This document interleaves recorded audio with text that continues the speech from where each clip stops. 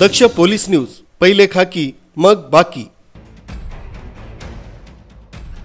नाशिक शहरात खुनाच्या घटनांचं सत्र सुरूच असून उपनगर पोलीस ठाण्याच्या हद्दीतील देवळाली गावात जुन्या वादातून एका युवकाची धारदार शस्त्रानं हत्या करण्यात आल्यानं परिसरात खळबळ उडाली आहे।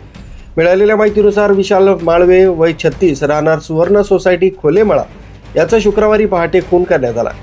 मयत विशाल माळवे आणि त्याचा मित्र अमोल गायकवाड रात्री एकत्र पार्टी करीत असताना दोघांमध्ये जुन्या वादातून वादावादी झाली। या वादाचं रूपांतर हाणामारीत होऊन संशयित अमोल गायकवाड यानं धारदार हत्यारानं विशाल माळवे याच्यावर वार केले। या हल्ल्यात गंभीर जखमी झालेल्या विशालचा मृत्यू झालाय। घटनेची माहिती मिळताच उपनगर पोलीस घटनास्थळी दाखल झाले।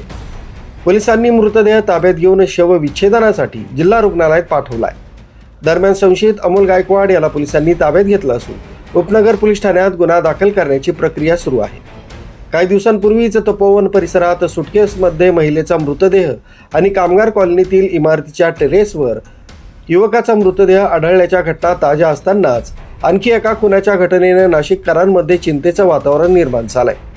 या प्रकरणाचा पुढील तपास वरिष्ठ पोलीस निरीक्षक जयंत शिरसाट यांच्या मार्गदर्शनाखाली उपनगर पोलीस करीत आहेत। न्यूज ब्युरो, दक्ष पोलीस न्यूज, नाशिक रोड।